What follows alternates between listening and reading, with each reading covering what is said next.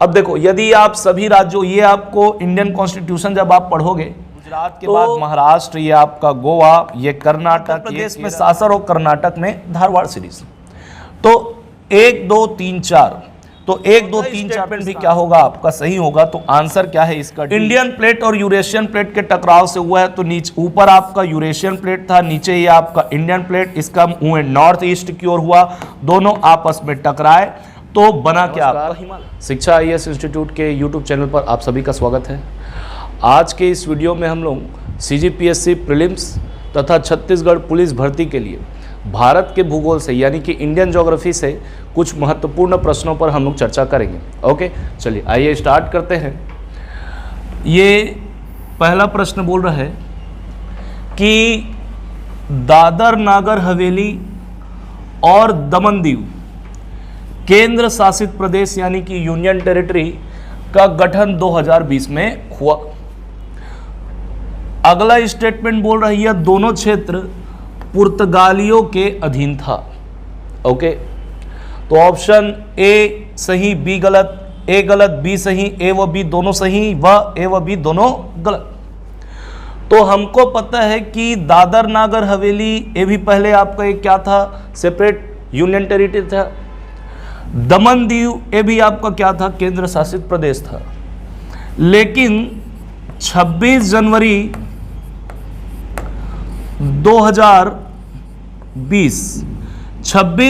2020 को दोनों केंद्र शासित प्रदेश को मर्ज करके एक केंद्र शासित प्रदेश बनाया गया और दादर नागर हवेली दमन दीव उसका नाम रखा गया एक साथ। तो दादर नागर हवेली दमन दीव केंद्र शासित प्रदेश, इसका जो गठन हुआ ये आपका 26 जनवरी 2020 को। तो पहला स्टेटमेंट क्या होगा सही। और ये जो दोनों क्षेत्र था ये दोनों किसके अधीन था? पुर्तगालियों के।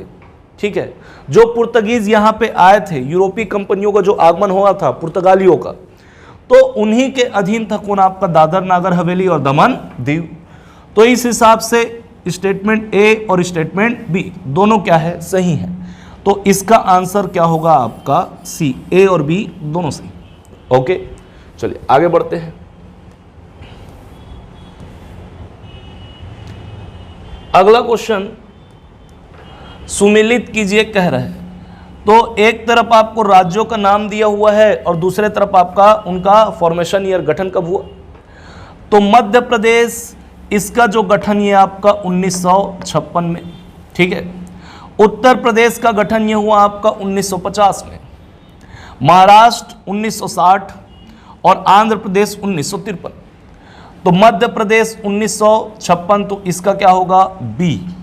ठीक है, उत्तर प्रदेश 1950 यानी कि ए, महाराष्ट्र 1960 यानी कि डी और आंध्र प्रदेश 1953 यानी कि सी।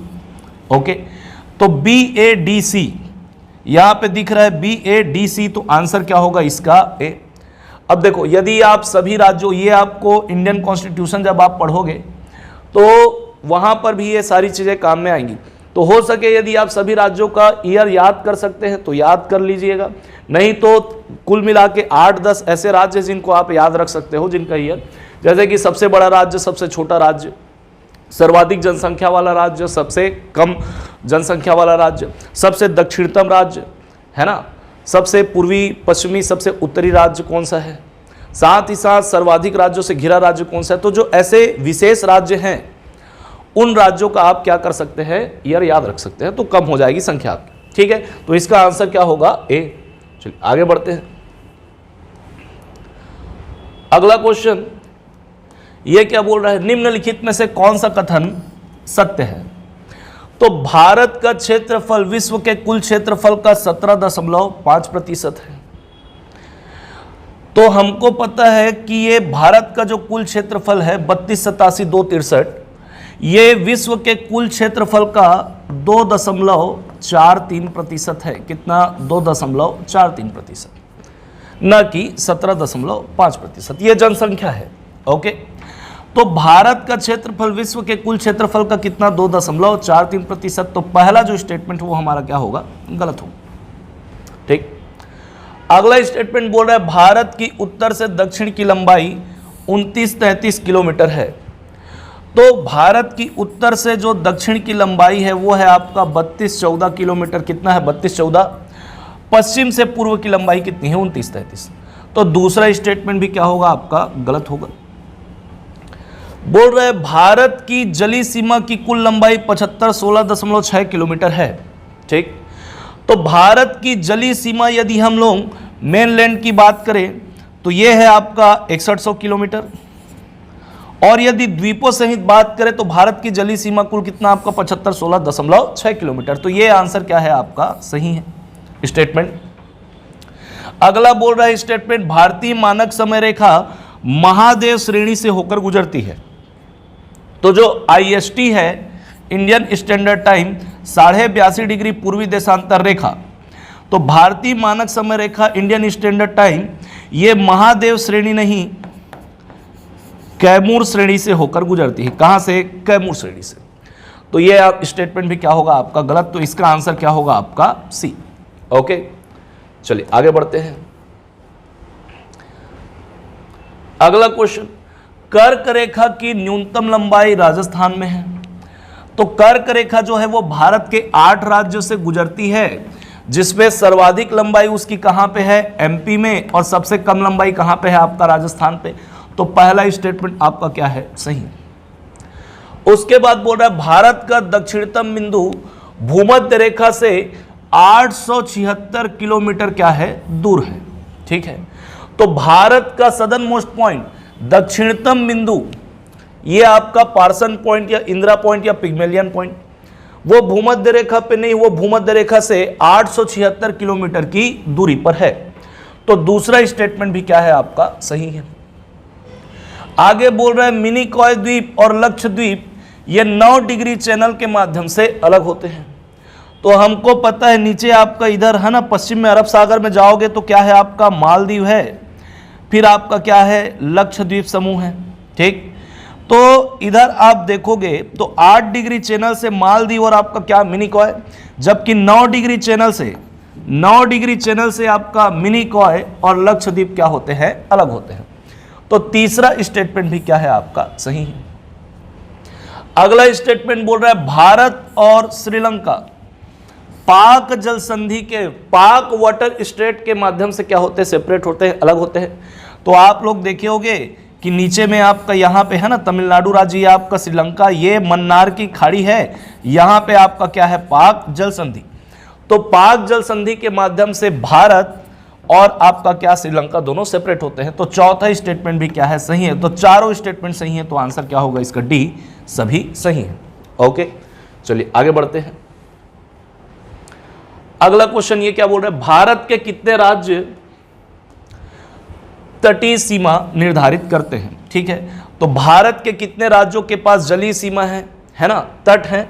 तो भारत के 9 राज्य हैं जिनके पास क्या है आपका? जलीय सीमा है। तो यदि आप देखोगे तो इधर गुजरात के बाद महाराष्ट्र, ये आपका गोवा, ये कर्नाटक, ये केरल, इधर तमिलनाडु, ये आंध्र प्रदेश, ये ओडिशा और ये आपका वेस्ट बंगाल।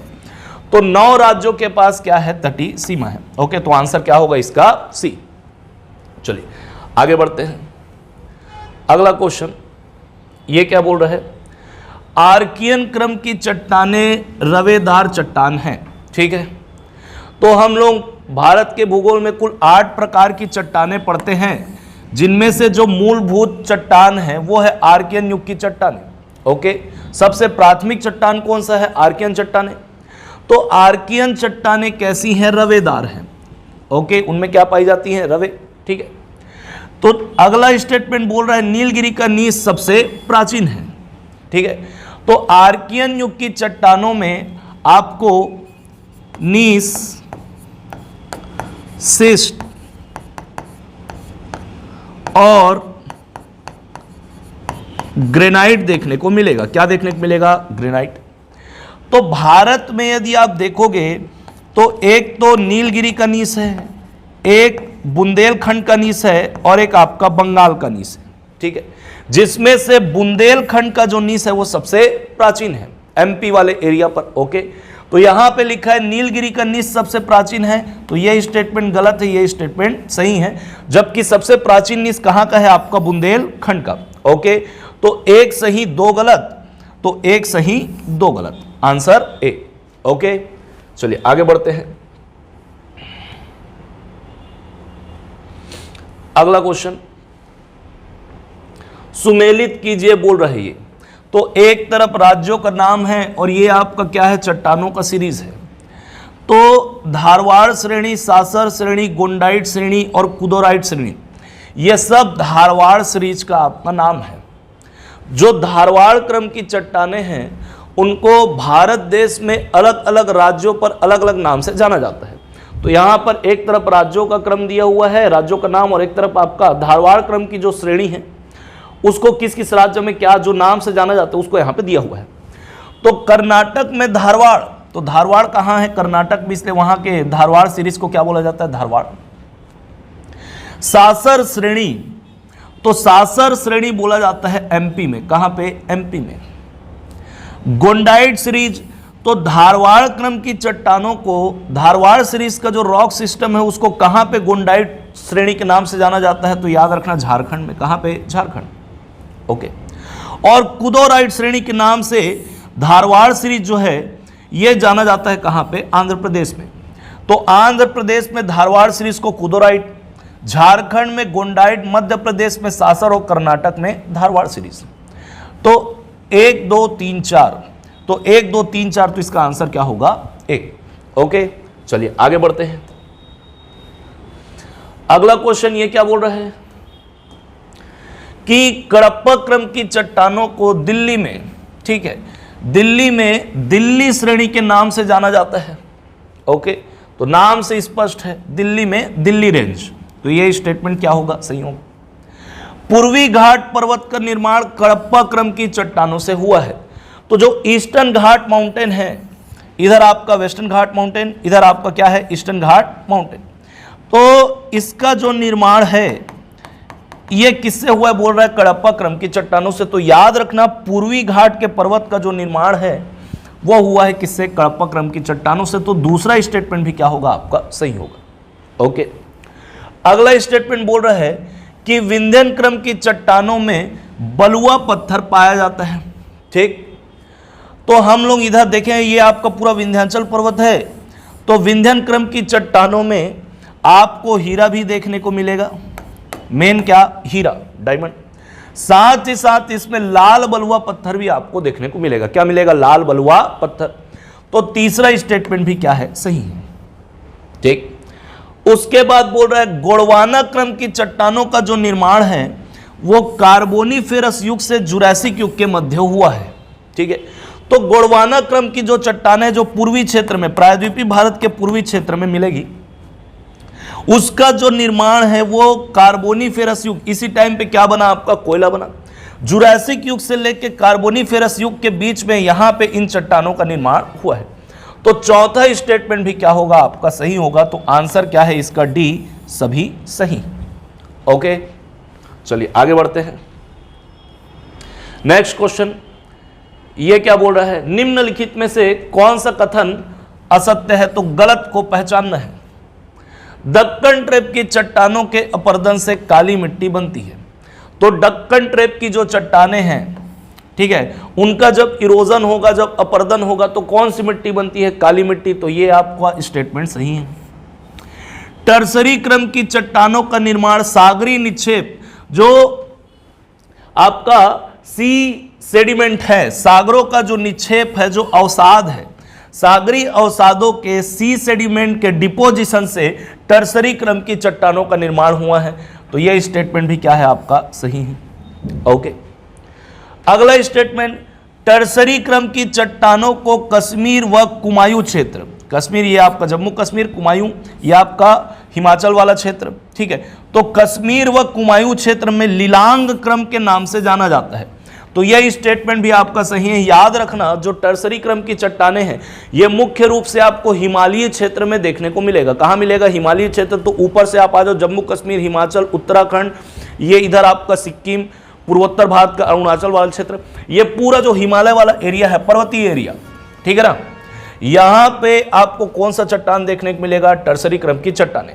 तो कश्मीर व जो कुमायूं क्षेत्र है वहां पे इसको लिलांग क्रम के नाम से जाना जाता है, लिलांग सीरीज। ओके, तो तीसरा स्टेटमेंट भी क्या है, सही है। अगला स्टेटमेंट बोल रहा है दक्कन ट्रेप की चट्टानें जलोढ़ कॉप के निक्षेप से निर्मित हुआ है। तो जो नदियों का पानी, नदियों के द्वारा जो लाए गए अवसाद होते हैं, रिवर सेडिमेंट, उसको जलोढ़ कॉप कहते हैं। तो कह रहा है कि दक्कन ट्रेप की जो चट्टानें हैं वो नदियों के द्वारा लाए गए अवसादों के जमाव से, डिपोजिशन से हुआ है। तो ये स्टेटमेंट गलत है आपका। जबकि दक्कन ट्रेप की चट्टानों का निर्माण बेसाल्ट युक्त लावा चट्टानों के, बेसाल्ट युक्त जो लावा है जो धरती के गर्भ से ऊपर आकर जमा, तो लावा के जमने से, बेसाल्ट युक्त लावा के जमाव से निर्माण हुआ किसका, दक्कन ट्रेप की चट्टानों का। तो ये स्टेटमेंट क्या है, गलत है। तो असत्य पूछ रहा है, तो कौन सा असत्य है, डी। ओके, चलिए आगे बढ़ते हैं। अगला क्वेश्चन, किस चट्टान में कोयला पाया जाता है?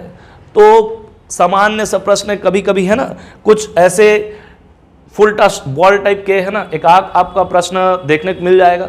लेकिन कभी कभी फुल टच बॉल में बैट्समैन आउट भी हो जाता है ना। तो कुछ बच्चे बहुत ज़्यादा सरल चीज़ों को छोड़ देते हैं और वहीं पे गलती करके आ जाते हैं, है ना। तो सरल क्वेश्चन गलत नहीं होना चाहिए। कोयला किस चट्टान में पाया जाता है? तो सभी जानते हैं कोयला पाया जाता है गोंडवाना क्रम की चट्टानों पर। क्लियर है? चलिए, तो आंसर क्या होगा इसका, बी। ओके, अच्छा हाँ, आप लोगों को एक इंफॉर्मेशन देना चाहूँगा कि अभी चूंकि छत्तीसगढ़ पुलिस भर्ती है ना, इसका जो नोटिफिकेशन है वो जारी हो चुका है, ठीक है। तो इस बार जो सीजी पुलिस का जो भर्ती है वो सीजीपीएससी के द्वारा आयोजित किया जाएगा, है ना। पहले किसके द्वारा किया गया था, व्यापम के द्वारा। तो हमारे संस्थान में याद रखिएगा 11 नवंबर से, कब से, 11 नवंबर से आपका न्यू बैच स्टार्ट हो रहा है, जो फुल्ली डेडिकेटेड रहेगा किसके लिए, सीजी पुलिस भर्ती के लिए। ओके, तो जो इच्छुक हैं, जो तैयारी करने के लिए आना चाहते हैं, तो वो हमारी संस्था पे विजिट कर सकते हैं। ओके, चलिए आगे बढ़ते हैं, अगला क्वेश्चन देखते हैं। ये क्या बोल रहा है कि हिमालय की उत्पत्ति इंडियन प्लेट और यूरेशियन प्लेट के टकराव से हुआ है, ठीक है ना। तो हम लोग पढ़े थे कि ऊपर में आपका क्या है, और ये जो चीज़ मैं बता रहा हूं, है ना, ये इस सब का वीडियो आप चैनल में जाके प्लेलिस्ट में जाओगे ना, तो वहाँ पे इंडियन ज्योग्राफी का एक पूरा आपका प्लेलिस्ट बना हुआ है। उसमें सारा वीडियो आपका, ये क्लास जो लेक्चर है वो आपका पूरा यहाँ पे देखने को उस प्लेलिस्ट में मिल जाएगा। अगर यहाँ पे चीज़ें क्लियर नहीं हो रही तो पहले जाकर आप उस वीडियो को देख सकते हैं, उसके बाद ये सारा चीज़ आपको और अच्छे से क्लियर हो जाएगा। चूँकि यहाँ पे MCQ बता रहा हूँ तो ज़्यादा डिटेल में मैं नहीं जाऊँगा, है ना। तो इंडियन प्लेट, तो हम लोग हिमालय के बारे में यहाँ पे चर्चा कर रहे हैं। तो हिमालय का पूरा 4 वीडियो बना हुआ है। ओके, चाहो तो आप उसको जाके देख सकते हो। इंडियन प्लेट और यूरेशियन प्लेट के टकराव से हुआ है। तो नीचे, ऊपर आपका यूरेशियन प्लेट था, नीचे ये आपका इंडियन प्लेट, इसका मूवमेंट नॉर्थ ईस्ट की ओर हुआ, दोनों आपस में टकराए तो बना क्या आपका हिमालय। तो पहला स्टेटमेंट सही है हमारा। बोल रहा है टेथिस सागर में जमे जो अवसाद थे, जो सेडिमेंट थे, उनमें वलन पड़ने से हिमालय का उत्थान प्रारंभ हुआ, ठीक है। तो बीच में क्या था जी, आपका टेथिस सागर था। यहां से यूरेशिया से आने वाली जो नदियां हैं वो ये अपना जल गिरा रही थी और धीरे धीरे करके अवसादों का, सेडिमेंट का जमाव करने लगी, जिसके कारण टेथिस सागर में क्या हुआ, मलबा जमा हुआ। और ये इंडियन प्लेट जब नॉर्थ ईस्ट की ओर मूव हुआ तो बीच में जो टेथिस सागर में जमा मलबा था वो धीरे धीरे क्या होने लगा, फोल्ड होने लगा, वो उत्थान उसका प्रारंभ हुआ, तो बना क्या आपका हिमालय। तो दूसरा स्टेटमेंट भी हमारा क्या है, सही है। तो स्टेटमेंट 1 और स्टेटमेंट 2 दोनों क्या है, सही है, ठीक है। चलिए, तो 1 सही और 2 सही, तो 1 व 2 दोनों सही, ठीक। चलिए आगे बढ़ते हैं, अगला क्वेश्चन देखते हैं। सुमेलित कीजिए कह रही है, तो हिमालयन फ्रंट फॉल्ट, ठीक, main boundary fault, main central thrust और इंडो सांको सचर जोन। तो इसका एक शॉर्ट वीडियो भी बना हुआ है, चाहो उसको भी देख सकते हो, है ना। तो हिमालय के बीच में जो गैप है, है ना। 4 हिमालय की श्रेणी आपका ट्रांस हिमालय, ग्रेटर हिमालय, है ना, मिडिल हिमालय और आपका शिवालिक हिमालय। तो इनके बीच का जो क्षेत्र है उनको इन्हीं नाम से जाना जाता है। और नीचे आपका क्या है, तो सिंधु गंगा का मैदान है, तो उन्हीं के बीच के क्षेत्र को इस नाम से जाना जाता है। डिटेल में वीडियो बना हुआ है।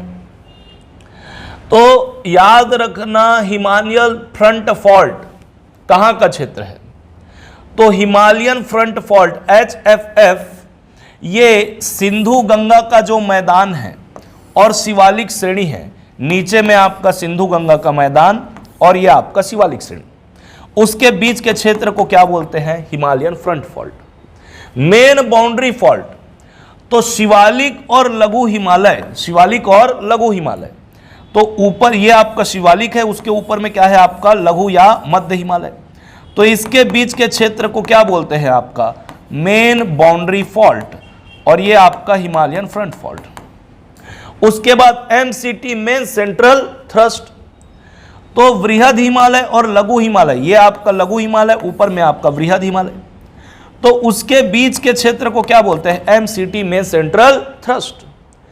इंडो सांको सचर जोन, तो ऊपर पे ट्रांस हिमालय है, नीचे आपका वृहद हिमालय, इसका बीच का क्षेत्र कहलाता ITSZ। वो ITCZ अलग होता है ना, इंटरट्रॉपिकल कन्वर्जन जोन, वो अलग है, उसको क्लाइमेट के दौरान पढ़ते हैं, ये नहीं, ITSZ। क्लियर है। तो ये दिख रहा है 4 3 2 1, तो 4 3 2 1, तो आंसर क्या होगा इसका बी। ओके, चलिए आगे बढ़ते हैं। अगला क्वेश्चन, हिमालय के पूर्व में और पश्चिम में दोनों साइड क्या है, अक्ष संघीय मोड़ है, यानी कि सिंटेक्सियल बेंड है। तो आप हिमालय को देखोगे तो इधर वो पूर्व की साइड ऐसे मुड़ गया है और इधर वो ऐसे मुड़ गया है, तो दोनों साइड वो क्या हो गया है, बेंड हो गया है, ईस्ट में भी और वेस्ट में। तो दोनों साइड यहां पे आपका अक्ष संघीय मोड़ है, सिंटेक्सियल बेंड है। तो पहला स्टेटमेंट क्या है आपका सही है। हिमालय पश्चिम की ओर अधिक चौड़ा है, तो हम जानते हैं हिमालय की जो चौड़ाई है वो पश्चिम की ओर ज्यादा है, जबकि पूर्व की ओर चौड़ाई क्या है, कम है, क्योंकि जो इंडियन प्लेट का मूवमेंट है वो इस ओर हुआ है, नॉर्थ ईस्ट की ओर। तो सॉरी इधर दबाव ज्यादा पड़ा है, तो इसलिए क्या है, कम चौड़ा है। इधर जो दबाव है वो कम है, इसलिए ये ज्यादा चौड़ा है। हिमालय पूर्व की ओर ऊंचा है, तो ये स्टेटमेंट सही है, ये भी सही है। पूर्व की ओर ऊंचाई ज्यादा है, तो इधर जब बल ज्यादा लगा है ना, इंडियन प्लेट का जो मूवमेंट है वो नॉर्थ ईस्ट की ओर हुआ, तो इधर दबाव ज्यादा पड़ा, ऊपर यूरेशियन प्लेट और नीचे इंडियन प्लेट, तो यहां पे बल अधिक लगा, इसलिए ये कम चौड़ा है। और ज्यादा बल लगा, ज्यादा फोल्ड हुआ ऊपर की ओर, इसलिए ऊंचाई भी इधर क्या है, ज्यादा है। माउंट एवरेस्ट, कंचनजंगा, गौरीनंदा सब इधर ही है। सॉरी, गौरीनंदा K2 आपका ट्रांस हिमालय में है, उसको छोड़ दो, वो अपवाद है वो। बाकी हिमालय इधर क्या है, जो विश्व की 10 बड़ी बड़ी जो पर्वत चोटियां है वो सब आपको ईस्ट साइड में मिलेगा। ओके, तो तीनों स्टेटमेंट सही हैं, तो 1 2 3 तीनों सही। ठीक, चलिए आगे बढ़ते हैं। अगला क्वेश्चन, निम्नलिखित में से कौन सा असत्य है, तो गलत स्टेटमेंट को पहचानना है। ट्रांस हिमालय को टेथिस हिमालय कहते हैं, बिल्कुल कहते हैं। जो ट्रांस हिमालय है उसको किस नाम से जाना जाता है, टेथिस हिमालय के नाम से। ओके, K2 पर्वत चोटी को गौरीनंदा के नाम से भी जानते हैं। तो ट्रांस हिमालय, सबसे जो पहला हिमालय है वो आपका ट्रांस हिमालय, वो 3 श्रेणी, तो ये काराकोरम, लद्दाख और नीचे क्या है, जास्कर है। तो काराकोरम में ही आपको क्या देखने को मिलेगा, K2, क्या मिलेगा, K2 गॉडविन ऑस्टिन, जिसकी ऊंचाई 8611 मीटर है। इसको गौरीनंदा के नाम से भी जानते हैं। क्लियर, तो यह स्टेटमेंट भी सही है। अगला स्टेटमेंट, लद्दाख श्रेणी सिंधु व श्योक नदी के बीच में जल विभाजक का कार्य करती है। तो यहां पे आपको दिख रहा है ये लद्दाख श्रेणी, ऐसे करके सिंधु नदी जाती है और इधर से उसकी सहायक नदी आती है श्योक, बीच में कौन है आपका, लद्दाख श्रेणी। तो उत्तर में लद्दाख श्रेणी के नॉर्थ में ऐसे करके आपका क्या है, श्योक नदी, और ऐसे करके आपकी क्या है, सिंधु नदी, बीच में क्या है, लद्दाख श्रेणी। तो ये दोनों के बीच में वाटर डिवाइडर, जल विभाजक का काम करता है। तो ये स्टेटमेंट भी क्या है, सही है। ओके, अगला बोल रहा है सिंधु गार्ज भारत का सबसे छोटा गार्ज है। तो नदी जब बह रही है उसके बीच में आपका कौन आया, हिमालय। तो हिमालय को काटते हुए सिंधु नदी जो है वो आगे बढ़ गई, बीच में बहुत बड़ा गड्ढा हो गया, इसी गड्ढे में वो बह रही, उसी क्या बोलते हैं, गार्ज। तो यहां पे लद्दाख श्रेणी को काट कर जब सिंधु नदी पहले से बह रही थी तो बीच में कौन आया आपका, लद्दाख श्रेणी, तो उसको काट के गार्ज बनाई, जो पूरे भारत का सबसे बड़ा गार्ज है, ना कि छोटा। ओके, तो इसलिए तो याद रखना सिंधु गार्ज ये लद्दाख सीरीज में है ना, लद्दाख केंद्र शासित प्रदेश में, यानी कि वर्तमान का देखा जाए तो पीओके में, पाक ऑक्यूपाइड कश्मीर वाले क्षेत्र में है, गिलगित में बुंजी नामक स्थान पर। तो ये स्टेटमेंट क्या है आपका, गलत है। ओके, आगे बढ़ते हैं। कंचनजंगा पर्वत चोटी की ऊंचाई कितनी है? तो कंचनजंगा 8,598 मीटर ऊंचा है। ये आपको सिक्किम में देखने को मिलेगा। कहां मिलेगा? सिक्किम में। ओके, चलिए अगला क्वेश्चन। अरावली पर्वत, अरावली पर्वत सबसे प्राचीन पर्वत है। तो हम सबको पता है अरावली पर्वत विश्व की सबसे प्राचीनतम पर्वत है। तो यह स्टेटमेंट आपका क्या है, सही। इसकी सबसे ऊंची चोटी गुरु शिखर, तो 17-22 मीटर इसकी ऊंचाई है। तो अरावली पर्वत ये आपका राजस्थान में मुख्य विस्तार कहां पे है? राजस्थान में। जबकि दिल्ली से लेकर गुजरात तक विस्तार है, सर्वाधिक विस्तार कहां पे? राजस्थान पे। ये मोड़दार पर्वत है, वलित पर्वत है, लेकिन वर्तमान में ये रेसिडुअल माउंटेन के फॉर्म में है, यानी कि अवशिष्ट पर्वत के रूप में फैला हुआ है। ठीक है ना। इसका भी डिटेल्ड वीडियो बना हुआ है, प्रायद्वीपीय भारत का पठार, पेनिनसुलर इंडिया, चाहो तो देख सकते हो, उसको भी जाके प्लेलिस्ट में है। ओके, और इसकी जो सबसे ऊंची चोटी है ये भी राजस्थान में, नाम क्या है? गुरु शिखर। हाइट कितना है आपका? 17-22 मीटर। तो ये स्टेटमेंट भी सही है। तो 1 और 2 दोनों सही। ठीक, चलिए आगे बढ़ते हैं, अगला क्वेश्चन देखते हैं। सुमेलित कीजिए, बोल रहे हैं फिर से। भारत का सबसे बड़ा पशु मेला, सबसे ऊंचा मीनार, सबसे ऊंचा गुरुत्वीय बांध और सबसे बड़ा गुफा मंदिर। तो सबसे बड़ा पशु मेला ये लगता है आपका सोनपुर में, है ना। सोनपुर ये आपका बिहार। ठीक, भारत का सबसे ऊंचा मीनार है ना, दिल्ली। ठीक, मीनार उस, तो ये आ जाएगा 4, ये आ जाएगा 3। सबसे ऊंचा गुरुत्वीय बांध पंजाब में है। कहां पे है? पंजाब में। तो इसका 2। सबसे बड़ा गुफा मंदिर एलोरा, महाराष्ट्र। ठीक, तो इसका 1। तो 4 3 2 1, 4 3 2 1, तो आंसर क्या होगा इसका? बी। ठीक है, चलिए आगे बढ़ते हैं। स्टेटमेंट दिया हुआ है, क्या बोल रही है? शिवालिक श्रेणी को हिमालय का पाद प्रदेश यानी कि गिरि प्रदेश, ठीक है ना। तो हिमालय का ये मैदान से जो जुड़ा हुआ क्षेत्र होता है, इसी को पर्वत का पैर या पद बोलते हैं, गिरिपद प्रदेश। ठीक है ना। तो शिवालिक श्रेणी सबसे लास्ट में है, ये आपका ट्रांस हिमालय, वृहद हिमालय, मध्य हिमालय, अंतिम में क्या है आपका? शिवालिक है। और उसके बाद क्या है? सिंधु गंगा का मैदान है। तो शिवालिक श्रेणी ही हिमालय का पद प्रदेश या गिरिपद प्रदेश कहलाता है। तो पहला सही है। शिवालिक श्रेणी का निर्माण सेनोजोइक काल में हुआ है। यह पूरा टाइम पीरियड है, इसको भी हम लोग देख चुके हैं, है ना, कि कौन कौन से काल में, कौन कौन से टाइम पीरियड में हिमालय की कौन कौन सी श्रेणियां बनी हुई हैं, ये आपको याद रखना है। तो शिवालिक श्रेणी जो है ये सेनोजोइक काल में निर्मित हुआ है, ये भी सही है। शिवालिक श्रेणी सबसे नवीनतम श्रेणी, ये भी सही। सबसे लास्ट, सबसे पहले कौन बना? ट्रांस हिमालय, उसके बाद ग्रेटर हिमालय, उसके बाद मिडिल और लास्ट में आपका शिवालिक। तो सबसे नवीनतम श्रेणी कौन सी है आपका? शिवालिक श्रेणी। तो सब सही है तीनों स्टेटमेंट। तो 1 2 3 तीनों सही। तो आंसर क्या होगा इसका? सी। ओके, चलिए आगे बढ़ते हैं। अगला क्वेश्चन ये क्या बोल रहा है? निम्नलिखित में से कौन सा कथन असत्य है? तो गलत स्टेटमेंट को जानना है। अराकान न्योमा पर्वत म्यांमार में है। तो हिमालय का जो ये पूर्वोत्तर वाला क्षेत्र है, ये वाला भाग, इधर अरुणाचल प्रदेश, नागालैंड, मणिपुर और मिजोरम, जबकि इधर क्या है? म्यांमार, यानी कि वर्तमान में उसको ब्रह्मदेश के नाम से भी जानते हैं। तो जो पूर्वांचल की पहाड़ी, उसको भारत के अलग अलग राज्यों में अलग अलग नाम से जाना जाता है, और म्यांमार में इसी को क्या बोलते हैं? Arakan Yoma. तो पहला स्टेटमेंट क्या है? सही। मेवाड़ का पठार राजस्थान में है। बिल्कुल, मेवाड़ कहाँ है आपका? मेवाड़ का जो पठार हो कहाँ पे? राजस्थान में। मालवा का पठार विंध्याचल और सतपुड़ा के मध्य स्थित है। तो इधर आप देखोगे तो जो मालवा का पठार है उसके उत्तर में अरावली पर्वत है, और दक्षिण में क्या है आपका? विंध्याचल पर्वत है। क्या है? विंध्याचल पर्वत। तो मालवा के पठार जो है वो अरावली और विंध्याचल के बीच में है, ना कि विंध्याचल और सतपुड़ा के। तो ये स्टेटमेंट क्या होगा? गलत होगा। अब ऐसा नहीं कि ये गलत है इसको राइट मार के निकले, नीचे वाले भी पढ़ना है। मैकल श्रेणी की सबसे ऊंची चोटी अमरकंटक। तो ये आपका मैकल श्रेणी, विस्तार इधर आपका एमपी, इधर आपका छत्तीसगढ़, बीच में मैकल श्रेणी, इधर आपका क्या है? अमरकंटक। तो ये भी क्या है आपका सही। तो गलत क्या है आपका सी, तो आंसर क्या होगा इसका सी। अगला क्वेश्चन, भारत का रूर प्रदेश किसे कहते हैं? तो याद रखना, भारत का रूर प्रदेश कहते हैं छोटा नागपुर के पठार को। इसका जो सर्वाधिक विस्तार है ये आपका झारखंड में। ओके, तो छोटा नागपुर का पठार ये खनिज संपदा की दृष्टि से सबसे समृद्ध पठार माना जाता है प्लेटू, इसलिए इसको क्या बोलते हैं आपका भारत का रूर प्रदेश। कहां मिलेगा आपको? झारखंड में। ओके,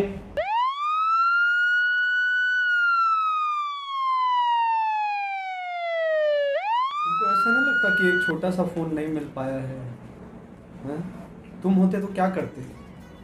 चाहता सर मेरा मोबाइल जल्दी वापस मिले, कहा है उसमें बहुत सारी इंफॉर्मेशन डिटेल्स डाटा वगैरह रहती है। तो ऐसा नहीं लगता कि मतलब एक छोटा सा फोन पुलिस क्या है डिटेक्ट नहीं कर पा रहा है, तो मतलब पुलिस विभाग कोई काम करनी है? नहीं मतलब क्या दिक्कत क्या है? मतलब डिटेक्ट नहीं करना चाहते क्या? तुम्हारा फोन ढूंढना नहीं चाहते क्या पुलिस वाले? नहीं ऐसा नहीं सर, तो फिर उनका साइबर क्राइम वाला जो है जो डिटेक्ट करते हैं साइबर वाले, हम्म। वो हमेशा 24 घंटे अपने काम पे लगी रहती है। तो फिर अभी तुमको तो 8-9 महीने हो गए हैं, 9 महीने हो गए हैं, अब तक एक फ़ोन नहीं मिला है। जी सर, मोबाइल जो गुम हुआ है डिटेक्ट तभी होते हैं जब चार्ज किया जाता है।